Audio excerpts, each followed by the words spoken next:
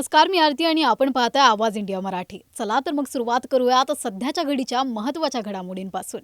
आज महाराष्ट्र राज्य सरकारच्या मंत्रिमंडळ बैठकीत मुख्यमंत्री देवेंद्र फडणवीस यांच्या अध्यक्षतेखाली विविध महत्त्वाचे निर्णय घेण्यात आले. यामध्ये साकळाई उपसा सिंचन योजना, राज्य नदी पुनरुज्जीवन प्राधिकरण, अमरावतीतील क्रीडा संकुल, अनुसूचित जाती उपवर्गीकरण, दिव्यांग विद्यार्थ्यांच्या शिष्यवृत्तीसारख्या महत्त्वपूर्ण मुद्द्यांचा समावेश होता. अहिल्यानगर जिल्ह्यातील साकळाई उपसा सिंचन योजनेसाठी 1234 कोटी रुपयांची तरतूद मंजूर. या योजनेतून 32 अवर्षणग्रस्त गावांना लाभ होणार असून 9600 हेक्टर क्षेत्राला सिंचन सुविधा मिळणार आहेत. महाराष्ट्रातील 54 प्रदूषित नदीपट्ट्यांवरील पुनरुज्जीवन प्रकल्प सुरू करण्यासाठी राज्य नदी पुनरुज्जीवन प्राधिकरण स्थापना करण्यात येणार आहे. अमरावती महापालिकेला क्रीडा संकुलासाठी 16,708 चौरस मीटर जागा देण्यात आली आहे. अनुसूचित जाती आरक्षण उपवर्गीकरण संदर्भात मुख्य सचिवांच्या अध्यक्षतेखाली समिती स्थापन केली जाईल. भूकरमापक पदाऐवजी परीक्षण भूमापक पद स्थापन केले जाईल. हे पद पदोन्नती आणि विभागीय भरतीद्वारे भरले जाईल. 8वी ते 12वीच्या दिव्यांग विद्यार्थ्यांसाठी शिष्यवृत्तीच्या रकमेत वाढ करण्यात येईल. 12 वर्षांनी ही रक्कम वाढवली जात आहे. मुंबईच्या महापौर रितू तावडे यांच्या एका विधानामुळे मोठा वाद निर्माण झाला आहे. गुरुदेवांच्या आशीर्वादाने माझा घशाचा त्रास बरा झाला हा चमत्कार आहे, असे त्यांनी म्हटल्याने सोशल मीडियावर जोरदार चर्चा आणि टीका सुरू झाली आहे.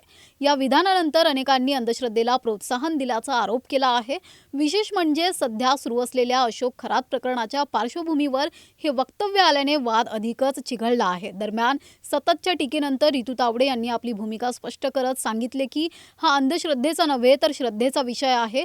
ओमचा उच्चार हा घशासाठी एक प्रकारचा व्यायाम असून त्यामुळे त्यांना आराम मिळाल्याचं त्यांनी स्पष्ट केलं. यावेळी त्यांनी ट्रोलर्सवरही संताप व्यक्त केला. माझ्या वक्तव्याचा चुकीचा अर्थ लावला गेला असे म्हणत त्यांनी टीकाकारांना सुनावले आहे. मेरे गले को लेके काफी परेशान थी. मेरा जो आवाज आपको दिख रहा है ये ऐसे नहीं था. मैंने परम गुरुदेव जी को ये कहा कि गुरुदेव पता नहीं काफ़ी मेडिसिन ले रही हूँ, कुछ भी हो नहीं रहा है. उन्होंने मेरे लिए प्रार्थना की और अब मैं शौक हूँ. 1.5 साल से मैं जूझ रही थी मेरे गले को लेके. उन्होंने मुझे आशीर्वाद दे के इस तरह से मैं आज आपके सामने बोल रही हूँ. मुंबई महापौर रितू तावडे यांच्या एका वक्तव्यामुळे चांगलाच वाद उडाल्याचे दिसून आले आहे. एका कार्यक्रमात तावडे यांनी गुरुदेवजींच्या आशीर्वादाचा उल्लेख करत त्यांच्या मदतीने घशातील त्रास कमी झाल्याचे सांगितले. या विधानामुळे त्यांच्यावर तीव्र टीका होऊ लागली आहे. विशेषतः अंधश्रद्धेच्या मुद्द्याबाबत चालू असलेल्या चर्चेत तावडे यांनी या वादावर स्पष्टीकरण दिले असून त्यांनी म्हटले की गुरुदेवजींनी ओम मंत्रोच्चार करण्यास सांगितले होते. त्यावरही विरोधकांनी त्यांच्यावर सडकून टीका केली आहे. ठाकरेंच्या गटाचे खासदार संजय राऊत तसेच शिवसेनेच्या विरोधी पक्षनेत्या किशोरी पेडणेकर यांच्यासह अनेक नेत्यांनी तावडे यांच्या विधानावर गंभीर आक्षेप घेतला आहे. गेल्या काही काळात भोंदूबाबा अशोक खरातच्या प्रकरणामुळे महिलांच्या लैंगिक शोषणाचा मुद्दा मोठ्या प्रमाणात चर्चेत आहे आणि तावडे यांच्या विधानामुळे हा मुद्दा आणखी गडद झाला आहे. त्यामुळे या प्रकरणावर राजकीय वाद तीव्र झाले असून समाजातील अंधश्रद्धेच्या पार्श्वभूमीवर यावर तीव्र प्रतिक्रिया उमटत आहेत. नाशिकमधील भोंदूबाबा अशोक खरातला 14 दिवसांची न्यायालयीन कोठडी सुनावणीत आली. न्यायाधीश श्रीमती बी. इजपुरानी यांच्या कोर्टात आज सुनावणी पार पडली. अशोक खरातच्या पोलीस कोठडीची मुदत संपल्याने त्याला न्यायालयात पुन्हा हजर करण्यात आलं होतं आणि त्याच्या विरोधात विविध आरोपांची चौकशी सुरू आहे. सध्याच्या परिस्थितीमध्ये SITने अशोक खरातच्या चौकशीमध्ये अनेक धक्कादायक खुलासे केले आहेत. त्यावर नवनव्या तक्रारी दाखल होत असून त्याच्या लैंगिक शोषण, आर्थिक गंडा आणि इतर अवैध कृत्यांची सूची दिवसेंदिवस वाढत चालली आहे. अशोक खरातच्या विरोधात दाखल असलेल्या अत्याचाराच्या गुन्ह्यातील तपासातही त्याला 3 वेळा पोलीस कोठडी दिली गेली होती. SITने अशोक खरातची कोठडी वाढवण्याची मागणी न्यायालयात केली आहे. या सर्व घटनांच्या तपासानंतर खरातवर अधिक गंभीर आरोप येण्याची शक्यता आहे. महिला आणि बालविकास मंत्री अदिती तटकरे यांनी राज्यातील मुख्यमंत्री माझी लाडकी बहीण योजनाच्या KYC दुरुस्तीची मुदत 30 एप्रिल 2026 पर्यंत वाढवण्याची घोषणा केली आहे. यापूर्वी ही मुदत 31 मार्च 2026 होती. या निर्णयामुळे राज्यातील महिलांना KYC दुरुस्तीसाठी 1 महिन्याची आणखी संधी मिळणार आहे. मुख्यमंत्री देवेंद्र फडणवीस, उपमुख्यमंत्री एकनाथ शिंदे आणि सुनेत्रा पवार यांच्या सूचनेनुसार ही मुदतवाढ देण्यात आली आहे.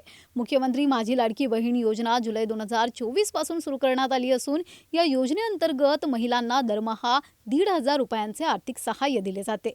योजनेच्या लाभार्थी महिलांना ई-केवायसी पूर्ण करण्याची अंतिम संधी मिळाल्याने सरकारच्या या पावलामुळे अधिक महिलांना योजनेचा लाभ घेता येईल.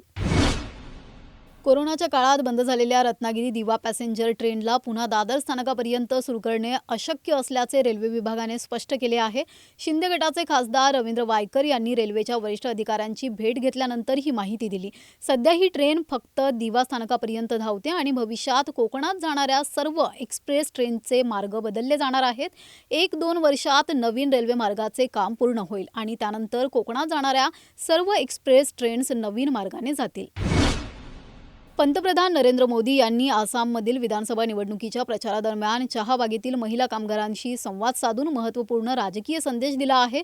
त्यांनी सोशल मीडियावर आपल्या अनुभवाची माहिती शेअर करत चहाला आसामचा आत्मा असे संबोधले आणि राज्याच्या चहा उद्योगाच्या महत्त्वावर प्रकाश टाकला. मोदींनी महिला कामगारांसोबत चहाची पाने तोडली, त्यांच्याशी संवाद साधला आणि सेल्फी घेतली, ज्यामुळे ही भेट अधिक खास ठरली. आसाम हे जगातील प्रमुख चहा उत्पादक राज्यांपैकी एक आहे आणि या उद्योगात लाखो लोक काम करतात. खास करून महिलांचा या उद्योगात महत्त्वाचा सहभाग आहे. विशेषतः डिब्रुगड, तिनसुकिया आणि जोरहाट या जिल्ह्यांमधील चहाबागांमध्ये पंतप्रधान मोदींच्या या भेटीद्वारे चहा उद्योगाच्या महत्त्वासोबतच चहा कामगारांच्या संघर्षाची कदर केली जात आहे.